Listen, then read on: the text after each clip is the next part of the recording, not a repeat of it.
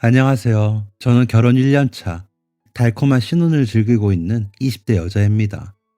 어제 결혼 1주년을 맞이해서 남편과 오랜만에 데이트를 했는데 문득 저희의 특별한 인연이 떠올라 사연을 적어봅니다. 다시 생각해도 마음 한구석이 저려오는 저희의 사연을 즐겁게 봐주세요. 제 기억 중 제가 가장 어렸을 때의 기억은 제가 5살 때였습니다. 외동이었던 저는 부모님의 사랑을 듬뿍 받으며 살았습니다. 직업 군인이셨던 아버지는 저를 끔찍하게 아끼셨고, 주말만 되면 놀이동산이나 공원이나 동물원 등 여러 곳을 놀러 다녔습니다. 그리고 저는 아빠의 커다란 어깨에 올라타 목마를 하는 걸 좋아했고, 항상 아버지는 저를 번쩍 들어 올려서 목마를 해주셨습니다. 그게 제가 가장 어렸을 때의 기억입니다. 그리고 목마를 한 마지막 기억이기도 하고요. 눈이 많이 오는 어느 금요일 저녁, 엄마와 아빠의 퇴근을 기다리며 책을 읽고 있는데 전화벨이 울렸습니다. 엄마는 방긋 웃으며 아빠가 늦으시나 보다 하며 수화기를 들었고, 엄마는 곧 아무 말도 하지 않고 수화기를 떨어뜨리셨습니다. 그리곤 곧장 옷걸이에 걸린 외투를 입으시고 저에게도 두툼한 잠바와 목도리를 허둥지둥 둘러주시더니 급히 제 손을 잡고 밖으로 나섰습니다. 엄마는 계속 울고 계셨습니다. 벌개진 얼굴로 아무 말도 하지 않고 아랫입술만 꾹꾹 깨물면서 울고 계셨습니다. 엄마와 저는 택시를 탔습니다. 그리고 곧 병원에서 내렸습니다. 택시에 내려서 병원에 들어서니 군복을 입은 아저씨들이 대부분이었습니다. 군인들만 가는 병원이 있다고 아빠가 말해주셨는데 여기가 바로 거기구나 라고 생각했던 것 같습니다. 엄마는 수술실이라고 적힌 투명한 문 앞에 의자에 저를 앉혀두시고 발을 동동 구르셨습니다. 그리고 그 안을 들락날락하는 사람들마다 붙잡고 아빠의 이름을 말했습니다. 그리고 그날 아빠는 다리를 잃으셨습니다. 다리가 없는 군인은 없습니다. 아빠는 퇴원 후 바로 의병제대를 하셨고 우리는 이사를 가야 했습니다. 막 6살이 되던 저는 왜 유치원 친구들과 헤어져야 하는지 이해할 수 없었고 이사 가기 싫다며 3일 밤낮을 엉엉 울었습니다. 그 상황이 싫었던 건 아빠와 엄마도 마찬가지였나 봅니다. 다툼 한 번 한 적 없던 두 분이 가끔 목소리가 커지는 일이 생기더니 어쩔 땐 제 앞에서 큰 소리로 싸우는 일이 몇 번 있었습니다. 그럴 때마다 두 분은 제 눈치를 보며 대충 상황을 마무리했지만 6살인 저도 알 수 있었습니다. 엄마와 아빠의 사이가 좋지 않다는 걸. 아빠는 술을 마시는 날이 점점 많아졌고 그럴수록 엄마는 우는 날이 많아졌습니다. 집에만 있는 아빠를 대신해서 엄마는 일을 하게 되었고 전직 무용수 출신의 엄마가 당장 생활비를 벌 수 있는 길은 학력이고 스펙이고 아무것도 필요 없는 고깃집 서빙 일이었습니다. 그날도 여느 때처럼 엄마는 일을 하러 나가셨고 아빠와 전 집에 있었습니다. 그 나이대의 여자아이들이 그렇듯 저도 그림을 그리는 것을 좋아했습니다. 저는 커다란 스케치북에 엄마와 아빠 그리고 저를 그렸습니다. 스케치북 정중앙에 저를 그리고 왼쪽 끝에는 엄마, 오른쪽 끝에는 아빠를 작게 그렸습니다. 늘 그렇듯 술에 취한 아빠가 물었습니다. 그게 뭐냐? 우리 가족. 왜 이렇게 그렸어? 다 멀리 떨어져 있잖아. 아빠는 왜 이렇게 작아? 사이가 좋지 않으니까. 아빠는 이제 작잖아. 아빠는 아무 말도 하지 않으셨습니다. 잠깐 동안 가만히 그림을 바라보시더니 두 팔로 몸을 질질 끌고 방으로 돌아가셨습니다. 저는 아빠의 방문에 다가가 귀를 대봤습니다. 아빠는 울고 계셨습니다. 이불이나 베개에 얼굴을 파묻은 듯 소리가 잘 들리진 않았지만 흐느끼는 소리와 울부짖는 소리가 번갈아가며 들렸습니다. 다음 날부터 아빠는 휠체어 타는 연습을 시작하셨습니다. 병원에서 퇴원한 후 휠체어를 쳐다도 보지 않으셨는데 하루는 휠체어, 하루는 목발 연습을 하셨습니다. 엄마와의 사이도 조금 좋아진 듯 보였습니다. 이사를 온 후 잘 웃지 않으셨던 엄마가 그날 이후 조금씩 웃는 일이 생겼습니다. 아, 바뀌지 않은 것이 하나 있다면 우리 집 전화벨 소리였습니다. 하루에 적게는 3통, 많게는 10통도 넘게 전화벨이 울려댔는데 그건 꾸준했습니다. 그건 아주 나중에 제가 결혼을 하기 직전에 알게 된 사실인데 당시 아버지의 사고가 복무 중 일어난 것이 아닌 퇴근길에 일어났으므로 군대에선 단 한 푼의 치료비도 주지 않았고 수술비며 재활비 등을 전부 부담하여야 했고 급하게 이사를 하면서 보증금 같은 것들이 필요해 빚을 좀 졌는데 그게 말도 안 되게 불어나 그 빚을 갚으라는 독촉 전화였다고 했습니다. 그래서였는지 어느 날부터는 아예 전화기 선을 뽑았습니다. 물론 그 빚은 제가 성인이 되기 전에 다 갚았습니다. 아빠는 휠체어 연습을 하며 점점 활력을 찾으셨고 앉아서 할 수 있는 일을 찾아보겠다며 동네 미신 공장을 기웃거리기 시작하셨습니다. 아빠는 그렇게 아줌마들 사이에서 두꺼운 손을 어색하게 움직이며 미싱을 배우셨습니다. 처음엔 커다란 천에 제 각각의 모양대로 박음질만 해 오시더니 나중엔 그럴듯한 티셔츠 한 벌, 그리고 더 나중엔 제가 입을 수 있는 원피스를 만들어 오시기도 했습니다. 그로부터 시간이 흐르고 제가 초등학교에 갈 무렵 아빠는 작은 수선집을 운영하게 되셨습니다. 이젠 늠름하게 목마를 해주시진 못하지만 세상에 단 하나밖에 없는 제 옷을 만들어주신 아빠가 너무 좋고 자랑스러웠습니다. 1, 2년 전까지만 해도 한없이 작아 보이던 아빠는 여전히 어깨가 넓고 등판이 커다란 멋진 분이셨습니다. 저는 그런 아버지를 보며 자연스레 원단과 디자인을 많이 접하게 되었고 어쩔 땐 아빠의 파트너가 되기도 했습니다. 손님이 맡기고 간 옷의 수선이 어려울 때 의견을 내기도 하고 아빠와 함께 원단 시장에 가서 비슷한 원단을 찾아보기도 했습니다. 그러다 중학생 때부터는 본격적으로 아빠에게 미싱을 배웠습니다. 전 엄마 몰래 교복 치마와 셔츠를 줄여 입을 수 있을 만큼 실력이 늘었습니다. 중학생 때부터 제 장래 희망은 의상 디자이너였습니다. 언젠가 나만의 브랜드를 만들어 패션쇼를 열지 않을까 하는 환상적인 상상도 많이 했죠. 물론 이 상상은 현재 진행형입니다. 꿈은 이루어진다고 하던가요. 평소 성적도 나쁘지 않게 유지했고 초등학생 때부터 쌓아온 저의 포트폴리오가 힘을 발휘해 우리나라에서 제일 좋은 의상 디자인과를 가게 되었습니다. 부모님은 그런 저를 자랑스러워 하셨습니다. 제 입학식 날 눈물을 훔치는 아빠를 엄마는 툭툭 치며 당신 덕에 미소가 재능을 찾았나 봐 라고 하셨습니다. 그렇게 전 옷에 미쳤다고 할 수 있을 정도로 열심히 공부하며 4년을 보냈고 졸업 후 제가 선망하던 브랜드의 막내 디자이너가 될 수 있었습니다. 워낙 경쟁이 심하고 티오조차도 잘 나지 않는 자리여서 사실 면접을 볼 때까지만 해도 기대는 거의 하지 않았는데 입사 후 선배에게 전해 듣기로는 제가 면접 당시 미신기 다루는 법에 자세히 얘기하고 미신기의 종류도 잘 알고 있고 종류마다 쓰임새도 정확하게 판단하고 있던 것이 합격한 가장 큰 이유라고 했습니다. 사실 모든 디자이너가 미신기를 다룰 줄 아는 것은 아니라서 그 부분이 플러스 요인이 되지 않았나 싶습니다. 입사 후 딱 하루만 좋았습니다. 이튿날부터는 정말 말 그대로 전쟁이었습니다. 디자이너가 되면 작업실에서 우아하게 옷그림을 그리고 마네킹에 옷핀을 꽂고 미신기를 돌리며 지낼 줄 알았는데 현실은 회의가 반이고 나머지 반은 외부 미팅이었습니다. 공장에 매일 가는 것은 물론이고 부자재 시장까지 정말 하루에 3만 보 이상씩 매일 걸었던 것 같습니다. 그렇게 가슴속에 사표 한 장을 품으며 회사 생활을 한 지 6개월이 되었을 무렵이었습니다. 회사로 한 남자가 찾아왔습니다. 눈이 초롱초롱 빛나는 것이 이제 막 사회생활을 시작한 신입 같았습니다. 속으로 애송이구먼 하며 기름 낀 안경을 옷으로 대충 닦아댔습니다.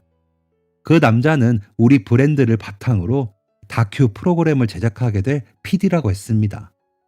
우리나라 최고의 브랜드에서 옷 하나가 나오기까지 디자인이며 마케팅이며 판매가 어떻게 이루어지는지 한 달 동안 카메라로 모두 담고 인터뷰도 종종 한다고 했습니다. 곧 시즌이라 미친 듯이 바쁠 텐데 혼자 죽어나겠네. 생각하며 시장에 나가려는데 그 남자가 제게 말을 걸었습니다. 어디 가세요? 시장이요. 저도 따라가도 되나요? 그러시던지. 허둥지둥 카메라를 꺼내며 쫓아오는 남자를 보며 머리를 언제 감았는지 잠깐 생각했지만 그건 중요하지 않았습니다.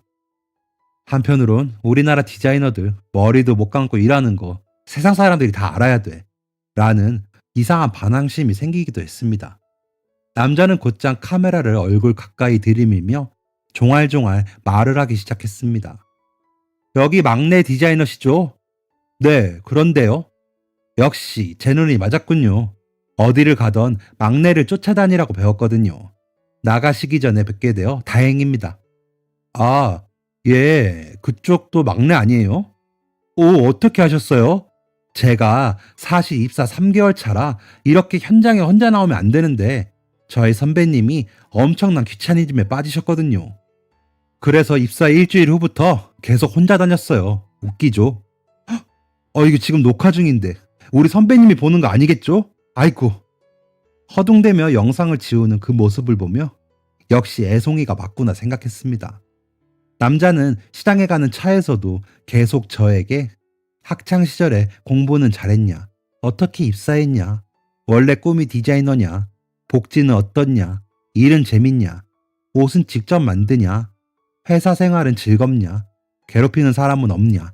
대표님은 자주 보냐 등 인터뷰인지 감사인지 헷갈릴 정도로 질문을 쏟아부었습니다.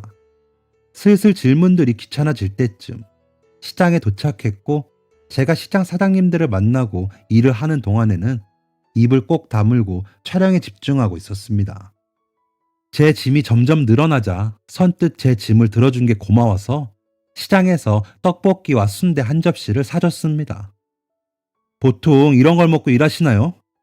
시간이 없어요. 먹을 시간이. 밥보다 커피를 더 많이 먹죠.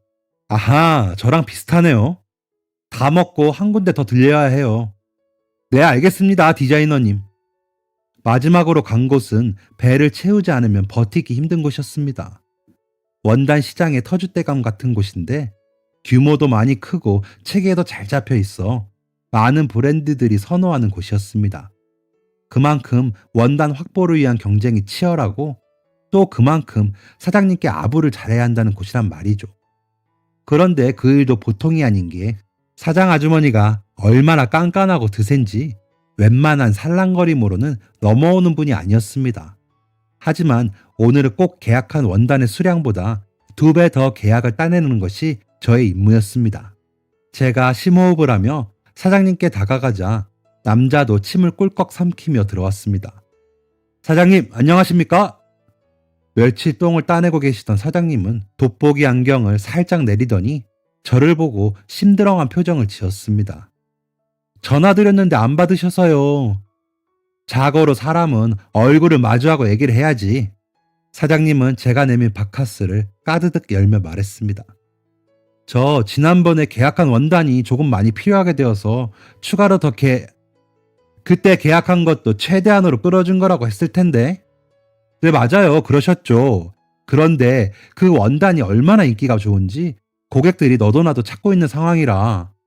당신네들 상황까지 알아가며 장사해야 하나 내가? 사장님은 그만 말하라는 듯 눈을 치켜떴습니다. 어떻게 해야 하나 머리를 굴리고 있는데 갑자기 촬영을 하고 있던 남자가 카메라를 내려놓더니 사장님 앞에 가서 넉살 좋게 멸치똥을 같이 땄습니다. 이게 무슨 경우인가 가만히 보고 있었습니다.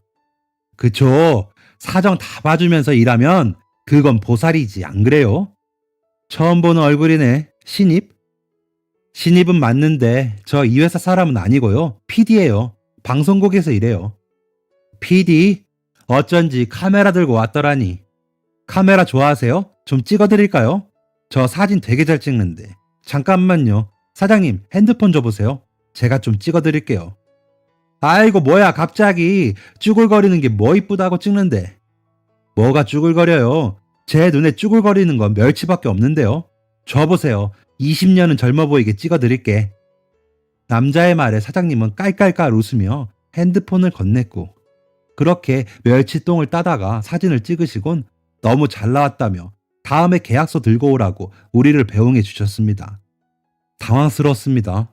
그렇게 아양을 떨며 한우며 조기며 가져가 바쳤을 땐 눈 하나 깜짝 안 하더니 이렇게 쉽게 계약이 성사되다니.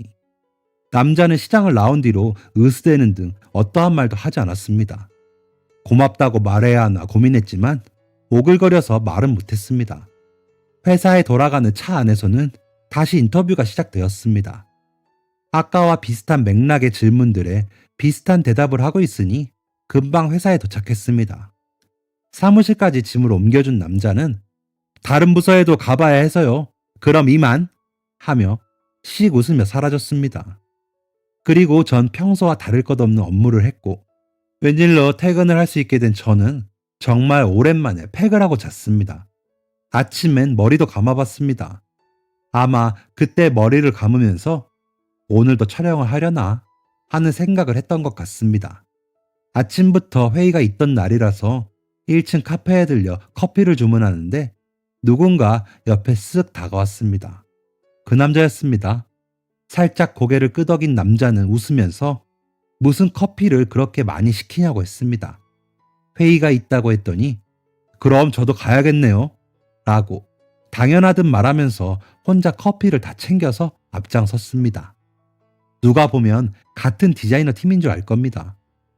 남자와 회의실에 커피를 세팅하고 자료를 차례대로 자리에 놓고 있는데 기획팀 팀원들이 들어왔습니다. 까르르거리며 들어오더니 남자를 발견하고는 친근하게 말을 걸었습니다. 어머, 피디님, 오늘은 여기 계시네요. 홍길동이야 뭐야. 오늘도 잘생기셨다, 피디님. 맞아요, 귀여워요, 큐티보이. 이따 저희 팀 와요? 점심 같이 할래요? 제잘제잘 자기네들 할 말만 쏟아내는 기획팀 말에 남자는 당황해하면서 이따 보고요 하며 어물쩍 넘어갔습니다. 기획팀 여자들은 그 말에 또 좋다며 깍깍거리고 자리에 앉았습니다. 자세히 보니 못날 얼굴은 아닌 것 같았습니다. 잘생길 것 같기도 하고. 그리고 방송사 PD면 아마 공부를 엄청 잘했을 겁니다. 적어도 스카이는 나와야 PD 할 수 있다던데. 그럼 연봉도 높을 테고 그래서 인기가 많은 거겠죠. 이런 생각들을 하고 있는데 어느새 회의가 끝나 있었습니다. 남자는 회의실을 정리하는 제게 오더니 오늘은 안 나가냐고 물었습니다. 저는 오늘 작업실에 가서 신상품을 체크해야 한다고 했습니다. 남자는 또 그럼 저도 가야겠네요 하며 사람 좋게 웃더니 저를 쫓아왔습니다. 작업실에 가서 신상품 체크를 하며 박음질이 제대로 안 되어 나왔거나 부자재가 잘못 달려져 있는 상품들을 수정하고 있었습니다. 남자는 그런 저를 말없이 촬영하고 있었는데 갑자기 카메라를 고정시키더니 미신기 앞에 앉아있는 제게 다가왔습니다. 그리곤 입고 있던 맨투맨 티를 벗더니 저에게 건네주었습니다. 목에 달린 택이 너무 거슬리는데 이것도 떼어낼 수 있어요? 어휴, 이건 손으로 뜯어도 뜯어져요 라고 말하고 싶었지만 그냥 고개를 끄덕였습니다. 남자의 맨투맨에서 기분 좋은 섬유 유연제 냄새가 났습니다. 남자는 책상에 팔로 기대어 쪽가위로 택을 툭툭 떼어내는 저를 유심히 바라보았습니다. 지금 생각해보니 남자는 안에 반팔티를 입고 있어서 목이 불편하지 않았을 거란 생각이 드네요. 남자는 제 옆자리에서 앉아 작은 노트를 꺼내더니 인터뷰를 시작했습니다. 미싱은 언제부터 시작했어요? 손재주가 좋네요. 그림도 잘 그리던데 글씨는 좀 못 쓰더라고요. 머리 길면 안 불편해요? 머리가 원래 조금 갈색이에요? 질문이 이상한 방향으로 가기 시작했습니다. 택을 떼어난고 실밥을 정리하다가 뭔가 이상하다는 느낌을 받은 제가 남자 쪽을 돌아보니 남자가 씩 웃으면서 마지막 질문을 했습니다. 남자친구는 있어요? 당연히 없지만 있으면 어쩌려고 저렇게 사람을 홀리나 싶었습니다. 저는 얼굴이 홍당무처럼 달아올랐고 붉어진 얼굴을 숨기려 대답도 하지 않은 채 고개를 숙이고 일에만 집중을 했습니다. 작업을 마치고는 도망치듯 작업실을 빠져나왔고 그 이후로는 남자는 매일같이 저를 찾아왔습니다. 디자인팀 촬영이 있는 날에도 없는 날에도 저를 찾아왔고 그로부터 일주일쯤 흘렀을 무렵 그날은 남자가 커피를 주고 갔는데 커피에 쪽지가 붙어 있었습니다. 내일부터는 선배가 촬영 나와요. 귀차니즘이 나왔나 봐요. 저는 판매 현장 촬영 나가요. 당분간 못 볼 것 같아서. 보고 싶으면 연락해요. 010 땡땡땡땡땡땡땡땡. 아쉬운 마음이 컸던 것 같습니다. 연락을 해야 하나 말아야 하나 고민을 하며 바쁜 업무를 처리하느라 정신이 하나도 없었고, 일을 마치고 자리로 돌아왔을 땐 커피에 들어있던 얼음이 녹아 쪽지가 물에 젖어 있었습니다. 물에 번진 잉크로 번호가 흐릿하게 보이는데 이건 운명이 아닌가 보다 생각했습니다. 그렇게 한 달이 지났을까요? 바쁜 시즌이 드디어 끝났고 시즌을 마감하는 겸 송년회가 있던 날이었습니다. 브랜드의 퀄리티에 맞게 미술관을 대여해서 모든 우리 브랜드의 슈트나 드레스를 입고 참여했고, 한 해 동안의 상품들을 전시해서 술과 음식을 먹으며 즐길 수 있게 준비되어 있었습니다. 저도 오랜만에 짧은 미니 드레스를 입고 디자인팀과 올해 저희의 노고를 술로 삼키고 있었습니다. 그때 익숙한 얼굴의 남자가 이번 시즌 마지막 상품이었던 슈트를 입고 이쪽으로 걸어오고 있었습니다. 그 남자였습니다. 남자는 저를 보고 샴페인 잔을 살짝 흔들었고 저는 무리해서 빠져나와 그쪽으로 갔습니다. 슈트를 보내주면서 초대해 주시길래 오긴 했는데 어때요? 잘 어울려요. 이 원단 우리 같이 가져온 거잖아요. 아, 이게 그거구나. 뭔지도 모르고 밀어붙였던 거예요. 술기운 때문인지 별거 아닌 말에도 저희는 빵빵 터졌습니다. 그리고 그날 저희는 연인이 되었습니다. 이보다 더 좋을 수가 있을까 싶을 정도로 환상적이었습니다. 남자는 유쾌하고 표현을 잘하며 배려심이 많은 사람이었고 자기의 일을 사랑하는 사람이었습니다. 1년 정도 연애를 하고 있으니 점점 서로에 대한 마음의 확신이 생겼고 미래를 함께하기로 약속했습니다. 그리고 곧 남자는 결혼 허락을 받으러 저희 집에 오게 되었습니다. 커다란 꽃바구니를 저희 엄마에게 건네준 남자는 저희 집을 보고 가장 먼저 한 말은 우와 였습니다. 거실 한쪽 벽면을 가득 채운 저희 가족 사진을 보고 한 말이었습니다. 아빠가 다치신 뒤 다시 활력을 찾으시고 가장 먼저 추진하신 일은 가족 사진 찍기였습니다. 제가 아주 작게 그린 당신의 그림이 충격적이셨는지 사진에서 엄마와 저는 앞에 앉아 있고 아빠는 항상 뒤에 서 있는 포즈였습니다. 사실 높은 발판 위에 올라가서 찍은 사진이지만 사진으로만 보면 꽤 그럴듯해 보였습니다. 그렇게 1년에 두세 번씩 가족 사진을 남기니 지금은 수십 장의 크고 작은 가족 사진들이 벽면을 가득 채우고 있었습니다. 사진 찍어도 돼? 평소 사진 찍기를 좋아하는 남자는 저희의 가족 사진을 찍어갔습니다. 그러면서 우리 집엔 가족 사진이 이렇게 많지 않거든 이라고 했습니다. 남자의 첫 우리 집 방문은 성공적이었습니다. 엄마는 나무 토막처럼 딱딱한 아들 같은 딸만 있어서 썰렁했는데 이렇게 귀여운 사위가 들어왔다고 좋아하셨습니다. 그날 밤 남자가 집으로 돌아간 후 엄마와 나란히 앉아 도란도란 수다를 떨며 귤을 까먹고 있는데 갑자기 초인종이 울렸습니다. 갑자기 쏟아지는 폭우로 초인종 너머의 소리가 정확하게 들리지 않았습니다. 웬 아주머니가 서 있는 듯 했고 비를 많이 맞은 것처럼 보였습니다. 그러면 안 되는 걸 알지만 왜인지 열어줘야 할 것만 같은 기분이 들었습니다. 조심스레 문을 열어주니 비에 홀딱 젖은 아주머니가 허겁지겁 저희 집으로 들어왔고 잠시 뒤 저의 남자친구가 그 뒤를 쫓아왔습니다. 엄마, 주차할 동안 좀 기다리시라니까. 엄마? 비에 젖은 아주머니는 남자친구의 엄마. 그러니까 제 예비 시어머니였습니다. 엄마는 급히 타월을 가져와 시어머니께 덮어주었고 저는 몸을 녹일 만한 따뜻한 차를 준비했습니다. 이 늦은 시간에 겨울 폭우를 맞으면서까지 우리 집에 오신 이유가 뭘까? 불안해서 남자친구에게 눈짓을 보냈지만 남자친구도 연유를 모르는 모양이었습니다. 시어머니는 차를 한 모금 마시시더니 죄송해요 하며 이야기를 시작하셨습니다. 그 이야기가 너무 충격적이고 너무 가슴이 아파서 이야기를 들은 우리 세 사람은 펑펑 울기만 했습니다. 지금부터 20년 전 남자친구가 초등학생 때의 이야기였습니다. 남자친구는 그 당시 경기도 변두리에 살았다고 했습니다. 몸이 편찮으신 할머니를 잠시 모셔야 해서 대형 마트도 백화점도 없는 조용한 시골 동네에서 지냈다고 합니다. 산책을 나와도 마땅한 놀이터 하나 없는 동네는 초등학생 남자아이에겐 심심하고 지루한 동네였을 겁니다.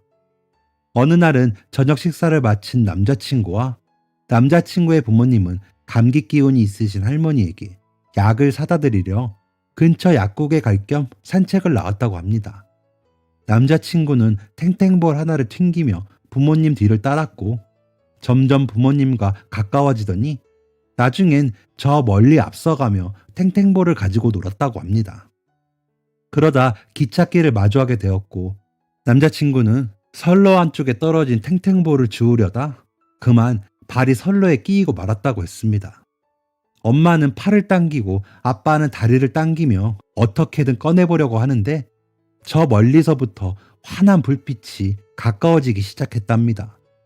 마음은 급할수록 발은 빠질 생각이 없고 그 어린 초등학생은 한 손에 탱탱볼을 꽉 쥔 채 울기만 하고 있는데 갑자기 누군가 숲을 사이를 헤집으며 오더니 남자친구의 꽉 묶인 운동화끈을 풀고 부모님 쪽으로 남자친구를 냅다 던졌다고 했습니다. 남자친구와 부모님은 엉덩방아를 찧었고 다시 일어나려는데 순간 귀가 터질 듯한 소리를 내며 코앞으로 기차가 지나갔답니다. 길고 긴 기차가 지나가기를 기다리다가 드디어 기차의 끝이 보이고 구해준 사람이 누군가 확인하려 일어나는데 군복을 입은 남자가 선로에서 완전히 빠져나오지 못하고 피를 철철 흘리고 있더랍니다. 부모님은 깜짝 놀라 그 군인을 냅다 업고 근처의 국군병원으로 뛰었다고 했습니다. 경기도의 변두리, 산이 많고 거주자가 많이 없는 지역이라 주변에 부대가 많았고 가장 가까운 병원도 국군병원이라고 했습니다. 지나가는 의사며 간호사를 붙잡고 응급실로 따라가 군인을 침대에 내려놓기 무섭게 그 군인은 수술실로 향했답니다. 그리고 충격으로 정신을 잃은 남자친구도 그 옆 침대에 누워 링거를 맞았고 남자친구의 아버지는 집에 계신 할머니에게 가야 해서 다시 정신없이 걸음을 옮기셨고 남자친구와 남자친구의 어머니도 곧 다른 일반 병원으로 옮겨지면서 그 군인에게 감사 인사 한마디를 못 전했다고 했습니다.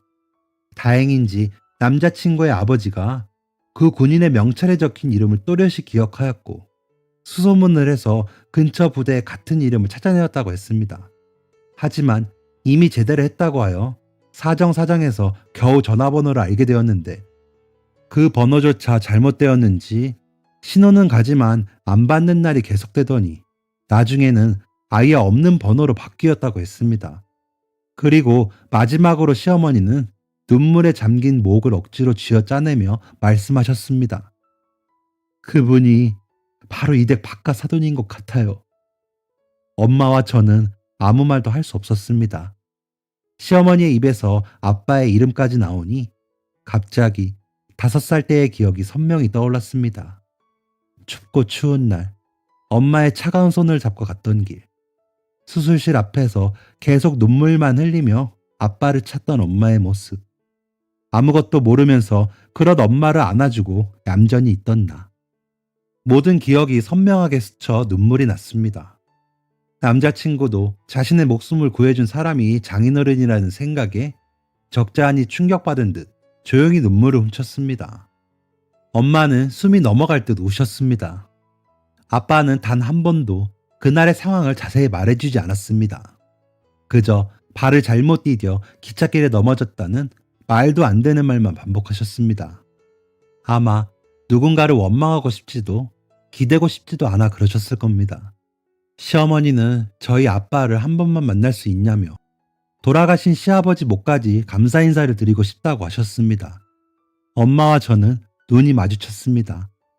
엄마는 다시 눈을 꼭 감고 손수건으로 눈을 꾹꾹 누르셨습니다. 아버지 없어요. 작년에 돌아가셨어요. 제 말에 시어머니는 충격을 받으신 듯 입을 벌리고 아무 말도 하지 않으셨습니다. 그저 벽에 걸린 가족 사진들을 찬찬히 살펴보셨습니다. 이렇게 생기셨구나. 이런 분이셨구나. 그때 날이 너무 어두워서 얼굴 한번 제대로 보지 못했거든요. 사진 속 군복에 적힌 이름만 보고 알아챘는데 제 아들을 살려주신 은인에게 감사 인사 한번 못 드리고 죄송합니다. 죄송합니다. 정말 죄송합니다. 시어머니는 사진 앞에 엎드려 엉엉 우셨습니다. 축축하게 젖은 시어머니 어깨가 흐느끼는 소리에 맞춰 흔들렸습니다. 잠시 뒤 어느 정도 진정이 된 시어머니는 남자친구의 부축을 받으며 퉁퉁 부은 눈으로 다시 오겠다고 인사를 하고 돌아가셨습니다. 기운이 빠질 정도로 눈물을 흘리신 어머니도 곧장 방으로 돌아가셨고 저도 거실을 대충 정리하고 방으로 들어가려고 했습니다. 어지러진 휴지며 컵들을 치우며 그동안 찍은 가족 사진을 보았습니다. 생각해보니 한 5, 6년 동안 아버지는 항상 군복을 입고 사진을 찍으셨습니다. 군인이었다는 명예가 있어서였을까요? 아니면 딸에게 작고 초라한 아빠의 모습으로 기억되기 싫어서 그러셨을까요? 이 사실을 아빠가 돌아가시기 전 조금 더 일찍 알았다면 어땠을까 하는 생각도 들었습니다. 변하지 않는 건 저에게 아빠는 언제나 가장 커다란 존재이고 가장 든든한 존재이며 가장 존경스러운 사람이었다는 것입니다. 그로부터 1년 반이 흐른 지금 어떻게 되었냐고요? 시어머니는 늦었지만 그때의 은혜를 갚으신다며 엄마에게 작은 아파트 하나를 선물해 주셨고 엄마는 계속 거절하시더니 나중엔 지금 집이 혼자 살기에 커서 걱정이었는데 잘 되었다며 그 집으로 이사를 가셨습니다. 아, 물론 가족 사진을 전부 챙겨서 가셨어요. 당시 넉살 좋던 남자친구는 지금 제 남편이 되어 여전히 저를 웃겨주고 있습니다. 그리고 가장 크게 변한 사실이 하나 있습니다. 작년 아빠가 돌아가신 뒤 찍지 않았던 가족 사진을 다시 찍기 시작했습니다. 저와 엄마, 남편, 그리고 시어머니까지 이제는 4명이 되어서 말이죠. 내년엔 식구가 하나 더 늘어서 5이 되지 않을까요? 아, 마지막으로 아빠에게 하고 싶은 말 한마디만 할게요.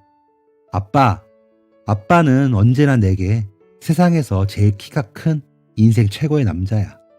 아빠가 내 곁에 없어도 언제나 아빠를 사랑해.